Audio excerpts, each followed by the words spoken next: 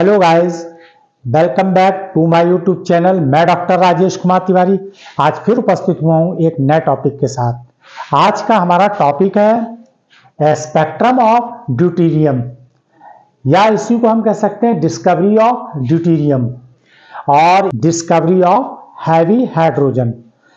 इन तीनों ही क्वेश्चन का आंसर एक ही होगा। इसकी डिस्कवरी जो है यूरे नाम के साइंटिस्ट ने की थी।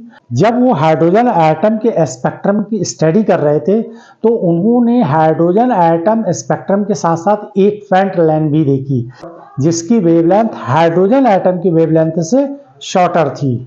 तो उन्होंने ये माना कि ये हाइड्रोजन एटम का ही कोई आइसोटोप्स है। स्पेक्ट्रम ऑफ ड्यूटेरियम से पहले हमें कुछ इसकी बेसिक स्टडी करनी होगी। तो आइए समझते हैं इसके बेसिक पॉइंट क्या हैं। सबसे पहले देखिए यहां पर the Rydberg constant for an infinitely heavy nucleus mass, यानी बोहर मॉडल से जब रिडवर्क कांस्टेंट की वैल्यू निकाली गई तो n e की power 4/8 epsilon not square h³ यानी यहां पर न्यूक्लियस को कैसा माना गया है, रेस्ट में, और इसका मास कैसा था, इनफाइनाइट। फिर बोहर मॉडल में करेक्शन करके जब रिडवर्क कांस्टेंट की वैल्यू निकाली गई तो क्या वैल्यू थी, RH यानी हाइड्रोजन एटम के लिए म्यू ई की power 4/8 epsilon not square h³ यानी इस जगह पर हाइड्रोजन एटम का जो न्यूक्लियस था वो कैसा था, फाइनाइट मास के लिए था। और यहां पर म्यू क्या है, रिड्यूस मास ऑफ इलेक्ट्रॉन। अब यहां पर म्यू और एम में अगर हम कंपेयर करें तो म्यू की वैल्यू जो है एम से कम होगी। देखिए यहां पर भी इलेक्ट्रॉन का मास है और ये भी इलेक्ट्रॉन का मास है, लेकिन ये रिड्यूस मास ऑफ इलेक्ट्रॉन है। और रिड्यूस मास का फार्मूला क्या होता है, mu equal to M H upon M plus M H. M क्या है यहाँ पर, इलेक्ट्रॉन का मास, और एम एच क्या है, mass of nucleus of hydrogen atom यानी finite mass of nucleus. Clear. फिर इन दोनों में रिलेशन क्या होगा, आर इनफाइनाइट और आर एच के बीच में रिलेशन। तो R H equal to R infinite upon 1 plus M upon M H, ये रिलेशन निकाल लिया। अब तीसरा point, Rydberg constant depends on the mass of nucleus. ये 3 पॉइंट बेसिक पॉइंट थे। अब बोहर मॉडल की हेल्प से वेव नंबर का फार्मूला लिखेंगे और फिर इसके बाद हम इसका स्पेक्ट्रम निकालेंगे, किसका, ड्यूटेरियम का। फ्रॉम बोहर्स मॉडल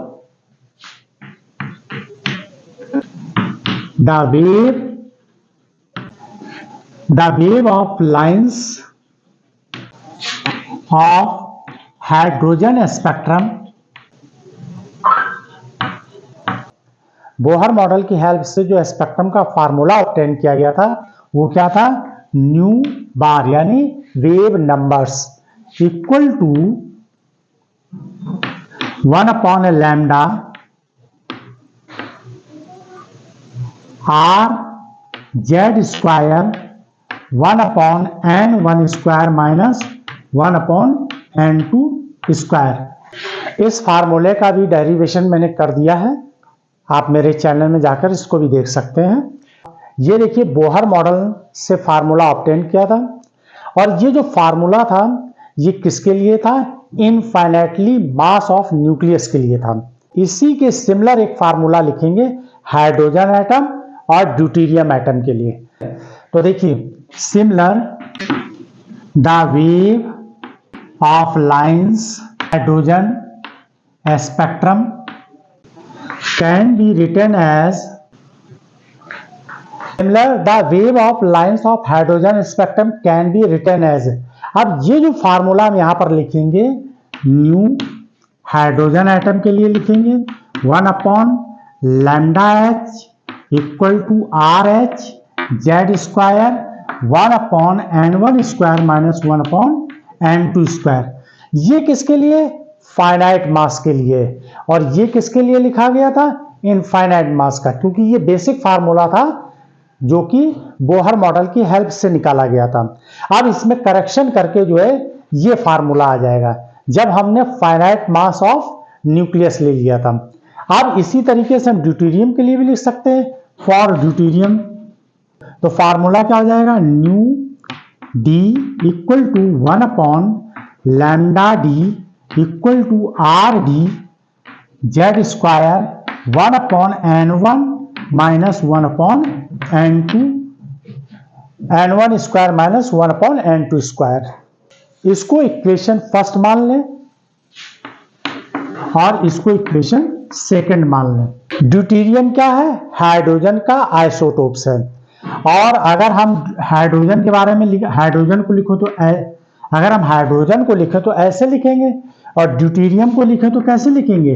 1d2 ऐसे लिख देंगे। यानी इसमें एक प्रोटॉन और न्यूट्रॉन होता है, यानी ड्यूटेरियम के न्यूक्लियस में एक प्रोटॉन और एक न्यूट्रॉन होता है, जबकि हाइड्रोजन के न्यूक्लियस में एक प्रोटॉन होता है। लेकिन दोनों का एटॉमिक नंबर क्या है? 1 है। Z इक्वल टू 1 है, यानी दोनों का एटॉमिक नंबर क्या है? 1 है। Z बराबर 1, Z बराबर 1।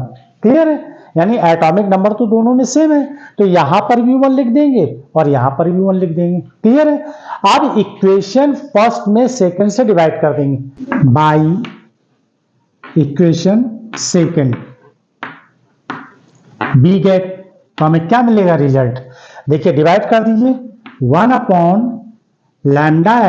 Upon 1/λd। देखिए 1/λh 1/λd। क्लियर है?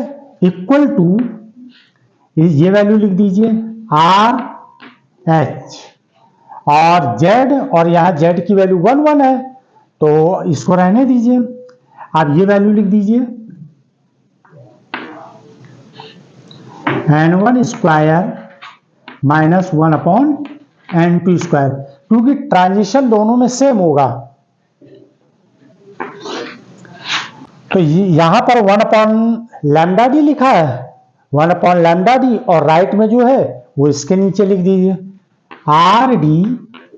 Z की वैल्यू 1 है, 1, और ये वैल्यू लिख दीजिए n1 square minus 1/n2 square. ये वैल्यू आ गई। तो ये तो ट्रांजिशन सेम है, कैंसिल हो जाएंगे। आप देखिए ये डिवाइड बाई डिवाइड है तो λd ऊपर हो जाएगा और 1/λh ऐसे आ जाएगा, और यहां पर क्या आ जाएगा? RH upon RD। अब देखिए R किस पर डिपेंड है?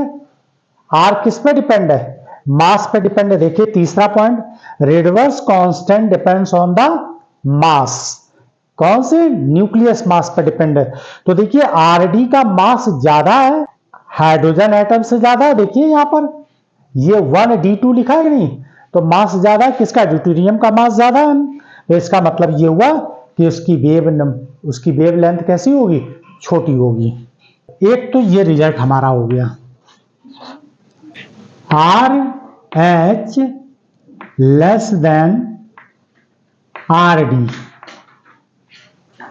RH लेस देन RD, क्योंकि ये मास पे डिपेंड करते हैं। R किस पे डिपेंड करते हैं? मास पे डिपेंड करते हैं। तो इसलिए RH छोटा होगा किससे? RD से। तो वेवलेंथ कैसी किसकी बड़ी होगी? हाइड्रोजन एटम की वेवलेंथ बड़ी होगी किससे? ड्यूटेरियम एटम से।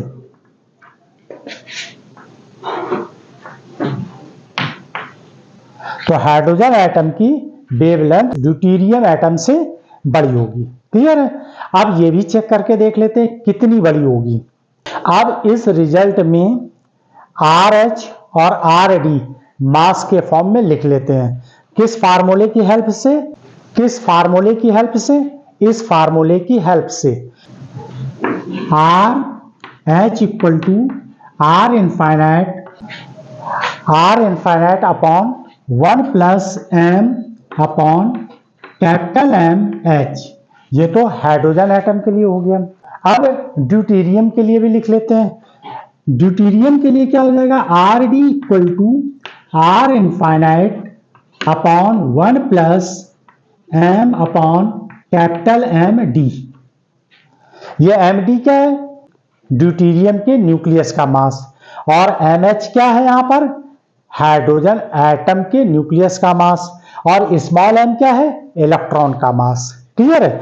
तो देखिए ड्यूटेरियम का मास जो है, यहां देखिए ड्यूटेरियम का मास जो है हाइड्रोजन एटम के डबल है, अप्रोक्सीमेट। तो यहां पर लिख सकते हैं हम MD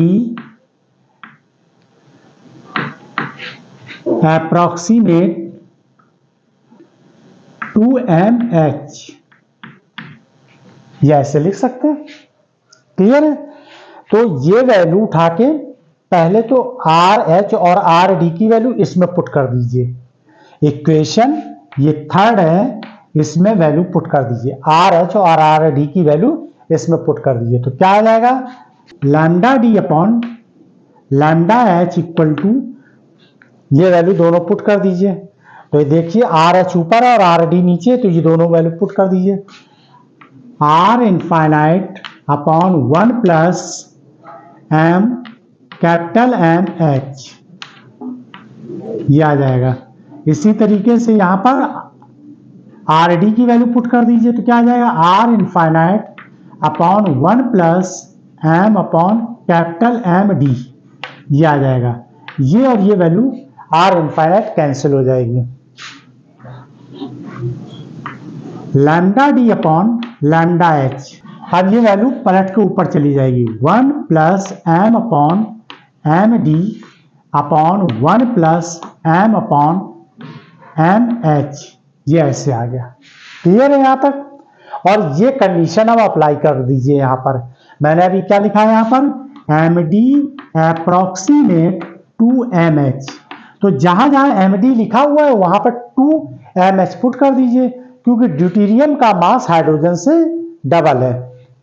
तो lambda D upon lambda H equal to 1 plus M upon MD की जगह पर वैल्यू पुट कर दिए 2mH, और यहां पर 1 प्लस M अपॉन MH ऐसे लिखा रहने दीजिए।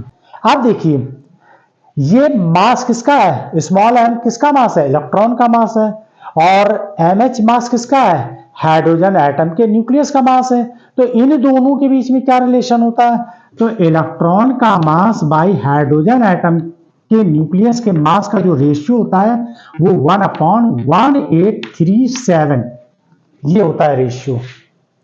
अब ये वैल्यू M अपॉन MH की जगह पे पुट कर दीजिए। M अपॉन MH की जगह पर 1/1837 पुट कर दीजिए। तो देखिए यहां पर ये वैल्यू है, इस जगह वैल्यू ये पुट कर दीजिए। तो ये वैल्यू क्या आ जाएगी? Lambda D upon lambda H, और पुट कर देंगे तो 1 प्लस 1/2 इंटू 1/1837, और यहां पर क्या आ जाएगा? इस जगह 1 प्लस M अपॉन MH की जगह पर 1/1837, ये आ जाएगा। क्लियर है? अब इसको एलसीएम लेके सॉल्व करेंगे, पूरा कैलकुलेट करेंगे, तो जो रिजल्ट आएगा वो क्या होगा? इसको एलसीएम लेके सॉल्व कर लीजिए। तो एलसीएम लेके जब हम सॉल्व करेंगे तो हम डायरेक्ट अब रिजल्ट लिख दे रहे हैं इसका हम।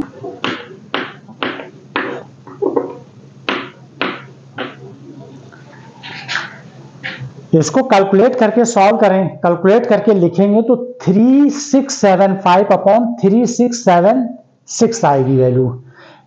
Lambda D upon lambda H, तो वही है। तो यहां पर वेवलेंथ की वैल्यू किसकी ज्यादा है? हाइड्रोजन एटम की है। तो lambda H greater than lambda D, यानी हाइड्रोजन एटम की वेवलेंथ ड्यूटेरियम एटम से बड़ी होगी। क्लियर है ना? तो यही हमको यहां पर निकालना था। जब यूरे ने हाइड्रोजन एटम की स्पेक्ट्रम की स्टडी करी तब उन्होंने क्या देखा? हाइड्रोजन एटम वेवलेंथ के साथ साथ कुछ छोटी वेवलेंथ भी मिल रही हैं, उनके साथ छोटी लेंथ की भी वेवलेंथ मिल रही। तो इस तरीके से यूरे ने कहा जो हाइड्रोजन एटम के कंपेयर में शॉर्टर लाइंस मिल रही हैं, इसका मतलब है कि हाइड्रोजन एटम की ही कोई आइसोटोप्स हैं, और वो कैसे हैं? हाइड्रोजन एटम के कंपेयर में हैवी एटम्स हैं, और इसीलिए इसको जो है हैवी हाइड्रोजन या फिर ड्यूटेरियम कहा गया। तो आई होप कि आप लोगों को समझ में आया हो। Thanks for watching my video.